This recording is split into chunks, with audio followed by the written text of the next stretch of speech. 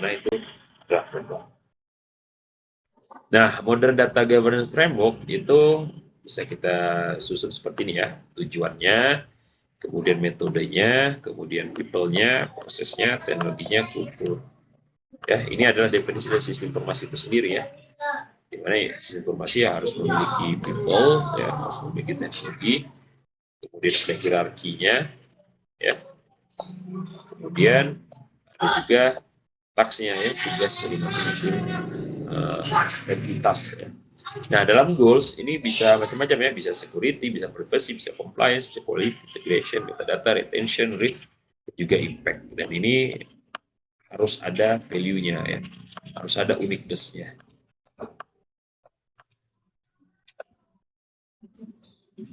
Kemudian dalam metode bisa dengan kebijakan, bisa dengan guide ya, bisa dengan rails, bisa dengan gates, gerbang, bisa dengan ethics, bisa dengan vetting ya, tender atau lelang ya, bisa juga dengan coaching. Jadi ini metode-metode untuk memastikan data governance itu berlangsung. Nah, people-nya itu bisa macam-macam juga ya, owner, sponsor, steward, kurator, coach, consumer, dan stakeholder. Nah, prosesnya ini yang menjadi perhatian kita bersama ya. Baik dari sisi isu manajemen, case management, content management, atau mengumpulkan data-data yang relevan, cataloging ya, mengukur dan juga monitoring. Teknologinya itu bisa sifatnya engagement, cataloging ya, data preparation, data analysis, ataupun pipeline management. Ya, kalau kulturnya ya tentunya kolaborasi ya yang di encourage, karena ini terkait erat dengan budaya Indonesia. Kemudian outsourcing ya, ataupun komunikasi, ataupun sharing, ataupun reuse. Ini beberapa culture yang ada dalam modern data governance framework. Nah, kenapa kita perlu data governance framework? Berdasarkan Data Governance Institute DGI, setiap organisasi harus punya kumpulan dari aturan-aturan ya, baik dari sisi kebijakan, kebutuhan, standarisasi, akuntabilitas, ataupun kontrol. Dan juga tentu harus ada aturan engagement yang bagaimana, yang menjelaskan bagaimana grup-grup yang different itu dapat bekerja sama untuk membuat atau memaksakan solusi ini agar tercipta. Kemudian people dan organization body itu membuat dan juga enforcing those rule, jadi harus ada push ya dari jajaran atas. Kemudian proses that will govern quality. Nah, proses ini yang akhirnya akan menjadi ya jadi acuan ketika kita melakukan gambar data ya. Jadi sambil kita menciptakan value, kemudian kita managing cost, baik kompleksitasnya ya, kerumitannya, kebanyakannya, jumlahnya, dan juga sambil ensuring compliance. Disitulah sesungguhnya ya ukuran yang sistematis dari apa yang sudah kita lakukan itu bagian dari data governance. Dan memang data governance itu juga diintegrasikan dengan IT governance, dan itu alasan kenapa Mantap ini bergabung. Jadi kita bukan hanya fokus kepada perencanaan ya, kita fokus kepada operasional atau eksekutif kategori di bawah. Nah, data governance framework itu ya visi misi harusnya ya. Ini fokus kepada data apa yang mau kita manage, kemudian kalau policy itu akan sketch ya, akan melukiskan bagaimana kita mengatur data ya. Ini terkait dengan proses, plan design, deploy, govern, monitor, dan juga measurement standar. Nah, role responsibility itu ya terkait dengan people atau body ya, atau kelembagaan proses itu akan mendetailkan apa yang dibutuhkan untuk diselesaikan ketika kita mau manage data atau mengatur data dalam term data security, metadata management, data quality, data security, and privacy. Nah, data governance ini ada tujuan ya. It's all about deciding how to decide. Jadi data governance itu membantu decision making pada akhirnya. Dan seperti yang lain, mengadopsi pendekatan yang struktur, maka mau tidak mau akan mendikte ya, atau memaksa suatu keputusan itu esensial for them to work. Padahal bisa saja kita ada ada ketidaksetujuan dan sebagainya, tapi nggak ada bukti gitu, nggak ada proses perbaikan di sana. Jadi pasrah saja, menerima saja. Nah, itulah yang dimana data governance framework itu cup in handy, ya. Dan apa namanya,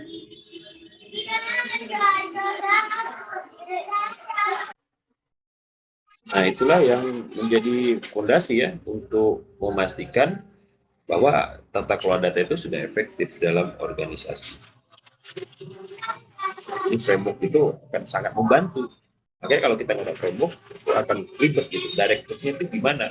Ya, gimana nih arahan apa yang harus dilakukan? Starting pointnya apa? Ending pointnya apa? Kemudian fungsi ya atau benefit, manfaat dari framework data governance itu untuk decision making ya menjadi lebih baik. Kemudian untuk menurunkan ya friksi-friksi ya konflik-konflik yang terjadi dalam operasional, kemudian untuk memprotek ya melindungi kebutuhan ya pada data stakeholder, kemudian menstandarisasikan manajemen dan staff untuk mengadopsi pendekatan yang common pada isu-isu data, kemudian menyelenggarakan standar dan juga proses yang repeatable, kemudian reduction of cost, dan juga meningkatkan efektivitas yang melalui koordinasi dari effort, kemudian transparansi proses. Nah, ada 4 pilar ya dari kertas kerja data governance. Yang pertama adalah development of standard. Ya. Jadi harus dikembangkan dulu standarnya. Standarisasinya gimana, batasannya gimana, definisinya gimana. Jadi harus sama visi, sama misi, dan sama kepemahaman gitu dalam menyikapi, dalam menginterpretasikan apa yang sedang dilakukan. Kemudian creation of policy dan proses, nah ini harus ada ya terdokumentasi. Kemudian sistem organisasi juga harus mendukung gitu. Jadi sudah terintegrasi ya antara perangkat dengan tugas dengan tanggung jawab dan sebagainya. Jangan sampai dia sudah tahu tugasnya tapi nggak ada alat-alat atau yang mendukungnya gitu, nggak ada kebijakan yang menjelaskan ya siapa yang bertanggung jawab untuk ini, siapa yang bertanggung jawab untuk itu ya. Jadi organisasi sistem itu harus bagus dan teknologi harus digunakan. Jadi jangan sampai teknologi itu tidak termanfaatkan atau tidak terpetakan dengan baik. Dan ini pilar ya dari data governance. Ini beberapa yang terkenal ya seperti data Dama Dembok ya, kemudian ada DGI atau data governance framework, ada McKinsey ya. Ini yang terkait dengan value tadi yang kita sebutkan. Terus kemudian ada Eckerson ini modern data governance, kemudian ada SAS data governance framework, kemudian ada PwC Enterprise Data Governance Framework. Nah, sebenarnya hampir sama ya data Dembok tadi dengan yang sudah kita sampaikan ya, domain-domain dari governance. Ada data development, ada data operation management, ya ada beberapa yang berbeda, tapi sebenarnya itu lebih kepada breaking down ya atau detail dari yang sudah ada. Data quality ada ya, data status juga sama, metadata juga ada, dokumen content management ada, data warehousing juga ada, reference management ada, data security juga ada. Ini DGI framework ya, Data Governance Institute yang punya komponen universal sebanyak 10 yang mengadres why, what, who, how ya dari data governance. Di sini bisa kita lihat ya, dimulai dari misi, kemudian ada fokus area, kemudian tools dan definition, kemudian decision rights-nya ya, hak-hak dalam memutuskan, akuntabilitas, control mechanism, kemudian data stakeholder, kemudian data governance office, kemudian data stewardship ya, dan yang terakhir adalah proses dari data governance itu terrealisasikan atau terwujudkan. Ada juga McKinsey framework ya, ini yang percaya bahwa proses rethinking terkait dengan rancangan organisasi itu adalah starting point untuk memastikan sukses dengan data governance. Nah, best practice data governance model typically akan melibatkan ini ya komponen-komponen organisasi ini. Yang pertama adalah data management office atau DMO ya, yang tugasnya itu mendefinisikan kebijakan standar, terus menguatkan data leader ya dengan tools, playbook, training, memastikan koordinasi dan konsistensi terjadi, kemudian menghubungkan ya data governance effort ke teknologi yang ada. Kemudian dia juga menyediakan support ya yang yang to the point ya, yang ada target, yang ada sasaran untuk isu-isu tertentu. Nah, ini harus bekerja sama dengan data council yang memiliki strategic direction dan juga prinsip, yang nge-propose strukturisasi, yang mengkonfirm standar dan juga policy, kemudian ini mereview progress ya inisiatif-inisiatif yang ada, kemudian menyelesaikan isu-isu yang dieskalasi ya, isu-isu yang makin meningkat terakhir. Jadi sesungguhnya headnya itu adalah DMO, ya, Data Management Office.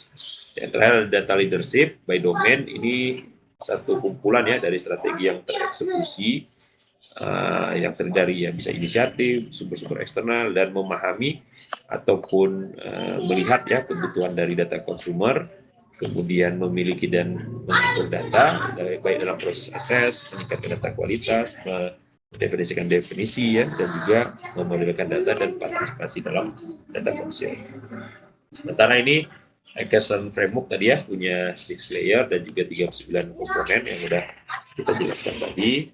Kemudian ini juga ada SAS Framework ya, yang ini mengilustrasikan tugas kerja yang komprehensif untuk governance, ada governance yang akan memasukkan ya seluruh komponen yang dibutuhkan untuk meraih ya pandangan yang holistik ya, yang menyeluruh, pragmatik, yang bisa dikerjakan, yang bisa dieksekusi pada saat itu juga.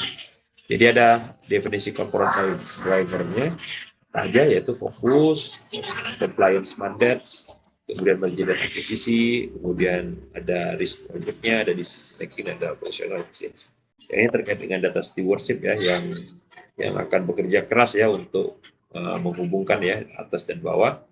Ini ada decision right, decision making body, guiding principle, maupun objektif, yang itu akan dihubungkan juga dengan data manajemen ya, data structure, metadata, data quality, administration, security, reference dan master metrics ya, dan master data ya, data warehouse analytic ya, dan seterusnya.